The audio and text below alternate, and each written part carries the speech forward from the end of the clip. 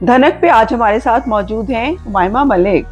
कैसी हैं उमाइमा? मैं बिल्कुल ठीक हूँ कौकब, आप कैसी हैं? मैं बिल्कुल ठीक हूँ और बहुत खुश हूँ कि आप मेरे साथ बैठी हुई हैं। थैंक यू, मैं भी बहुत खुश हूँ कि मैं आपके चैनल के लिए पहली दफा इंटरव्यू दे रही हूँ। Thank you so much. धनक जैसी कौकब हमारे साथ। हाँ, लेकिन धनक तो आपने भी खेल दी है सारी मौला जट के अंदर दारुलनत्ती का किरदार करके। बहुत बहुत शुक्रिया, ये आप सब लोगों का प्यार है और मैं बहुत ओवरवेल्म्ड हुई हूँ और मुझे बहुत एक्चुअली अच्छा लगता है, you know, that I am getting to see people's reaction के they are loving it. Yes. तो क्या खास जतन किए थे इस कैरेक्टर के लिए, क्योंकि वो बड़ा मुख्तलिफ किरदार है? मैंने कौन से जतन नहीं किए, मैंने गर्दन काट दी। आप कह रहे मैंने जतन क्या किए? ऑफ कोर्स मैंने सबसे बड़ा जतन ये किया कि फवाद की तरह we had to put on weight, then we had to learn horse riding, तलवारबाजी।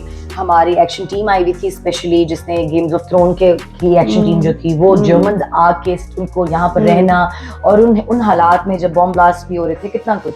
तो I think all credit goes to my producer हमारा हिकमत, जिसने बहुत मेहनत की, और बिलाल अशारी द मैजिशियन, जिसके हम सब पार्ट थे उसके एक मैजिक शो का, और आई थिंक उसने बहुत अच्छे से क्रिएट और लाइट अप किया अपना मैजिक शो। अच्छा उमाइमा, ये बताएं कि आपने हमेशा से एक हीरोइन के रोल किए और बड़े वो पॉजिटिव से होते, तो ये निगेटिव था और काफ़ी निगेटिव था, तो आपने क्या सोचा था लेने से पहले कि ये मैं कैरेक्टर करूंगी और इसमें क्या डालूंगी खास? मैंने ये सोचा था कि फिल्म का हीरो या हीरोइन तो लव स्टोरीज में होता है और इसमें तो हीरो मौला और नूरी थे, तो बस मैंने ये सोचा था कि मैं कुछ ऐसा करूं मैं लोगों को याद रह जाऊं, और आई थिंक जो लोगों को याद रह जाता है फिल्म का हीरो वही होता है। तो इसी तरह से हमजा ने भी अपनी बहुत मेहनत की, गौहर ने बहुत मेहनत की, मैंने बहुत मेहनत की, तो हमारा जो 3 का ट्रियो था एक बहन भाइयों का, वो जरा साइको टाइप्स थे लेकिन थे बड़े मजे के। नहीं इंस्पिरेशन कहाँ से ली इस कैरेक्टर की? इंस्पिरेशन कहाँ से ली? वैसे ब्रीफिंग बहुत अच्छी मुझे मिली थी मेरे डायरेक्टर बिलाल अशारी से, और उसके अलावा उन्होंने मुझे कहा था कि एक फिल्म देखना 300, मैंने देखी हुई थी, और उसमें उन्होंने कहा था जो एक्ट्रेस उनकी जो लीड है उस फिल्म की, एवरग्रीन, वो she is an inspiration already. तो या तो उसको लोकलाइज कैसे किया, क्या किया? तो कपड़े भी आपके बड़े आई थिंक मुझे सबने, एक बंदा नहीं करता कौकब, ये ना सारे टीम वर्क होता है, और टीम वर्क बहुत जरूरी होता है, बेहद ज्यादा। ज़ारा शाहजहां के कपड़े, माराम आबरू का मेकअप, मतलब मेरा एक एक लाइनर जो था वो 3 दिन तक मुझे रोज बुलाते रहते थे माराम के, उसको वो लाइनर वो वाला चाहिए था। अच्छा। तो अब जब मैं देखती हूँ कि दारो लाइनर ट्रेंड कर रहा है, तो मेरे लिए बड़ी खुशी की बात होती है कि हर लड़की वैसा लाइनर लगा रही है, मुझे तस्वीरें भेज रही होती हैं, यू नो। फिर मेरे बाल काले करना, तो वो कालों की कितने काले होना चाहिए, और मतलब लाइटें रख के वो उस पे माराम चेक करती थी, और काले और काले, तो मैं कहती थी अल्लाह मजीद और कितने काले। Like I had naturally black hair, लेकिन दारो के बाल और दारो का काजल जो था वो एक बड़ी वो चीज थी। फिर कपड़े ज़ारा शाहजहां के, ज्वेलरी एक antique piece, you know, shawls का ड्रेप होना फहद हुसैन का, मतलब हर चीज ने मिलके दारो को क्रिएट किया। और बड़े दिनों बाद कोई ऐसा कैरेक्टर निकला है कि आप जिसको लोग कॉपी कर रहे हैं, आप कह रही हैं उसके स्टाइल्स और बात। तो ये बताएं आप इस कैरेक्टर में कितने दिन रही दारो? मैं ऐसी ही हूँ एक्चुअली मैं रही नहीं, अगर आप मेरे घर के स्टाफ से पूछे तो मैं ऐसी हूँ, मैं हर वक्त चीखती फिरती हूँ, और ऊपर से एक दूर की आवाज लगाती हूँ नीचे, और कभी हंस देती हूँ, कभी अचानक से मुझे गुस्सा भी आ जाता है, तो मैं हूँ ही ऐसी। I am a very fearless and a strong woman, of course, which everybody knows. I have gone through a lot of things in life, but I've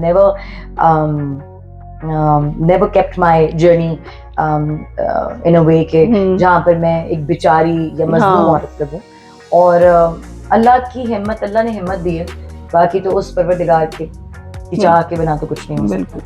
अच्छा, इसमें जब आपने कहा कि फेयरलेस वुमेन यू आर, तो ये जो कैरेक्टर था दारुलनत्ती का, इसको भी एक हमें लगता है कि ये थी तो विलन, लेकिन एक हम देखें कि फेमिनिज्म को भी इस कैरेक्टर ने एक हद तक, काफी हद तक बल्कि प्रमोट किया है, और बढ़ के काफी आगे जाके किया है। तो वो आप एग्री करती हैं इस आई चीज से? थिंक मैं मुझसे ज्यादा मेरे डायरेक्टर ने ये चीज हाँ। दिखाई कि पंजाबी फिल्मों में जरूरी नहीं है कि औरत ढूंढ के ही मार रही हो हाँ, या कोई वल्गैरिटी ही दिखा रही हो। एक औरत बहुत प्यारी भी लग सकती है बिना कुछ दिखाए, राइट? मतलब मैं इसको कैसे समझाऊं कि जो पंजाबी सिनेमा में जो एक वो हो गया था हमारे पास कि वल्गैरिटी या स्टेज पे जो हो रहा था, तो वो चीज बहुत अच्छे से टू मच स्किन शोइंग और गंदे जोक्स हाँ। या जिस तरह से हम लोगों ने सुना भी है, देखा भी है, तो बिलाल अशारी ने true essence of Punjabi cinema दिखाया with a lot of royalty, luxury and authenticity and respect for women. So you know, मतलब अगर देखा जाए तो नूरी भी एक औरत से ही वो हो रहा है, यू नो, मौला भी एक माँ से हो रहा है, तो औरत हर घर में है, पावर, लेकिन पावरफुल है और वो बहुत अच्छे से उसकी पावर दिखाई गई है, यू नो, कि अगर वो कहीं पे मर्द की कमजोरी भी है तो वो किस तरह से है, अगर वो कहीं पे वनरेबल होती है और वो कहीं पर मोहब्बत में भी होती है तो भी उसको ऐसे वो नहीं किया गया कि कहीं पे भी वल्गर लगे, यू नो। बिल्कुल। तो that was the most beautiful thing that Bilal Ashari did.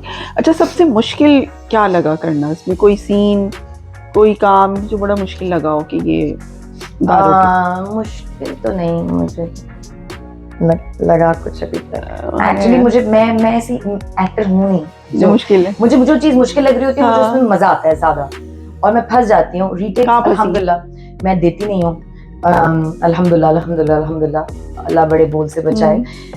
लेकिन जो मेरा और जो मेरा फाइट सीन था ना, जो जिसमें मैं सारे सिपाहियों से लड़ती, वो इसलिए मुश्किल था क्योंकि हमने हमारी जो फिल्म की लाइटिंग है सारी वो लाइट्स नहीं है, मशीनों पे शूट हुआ है।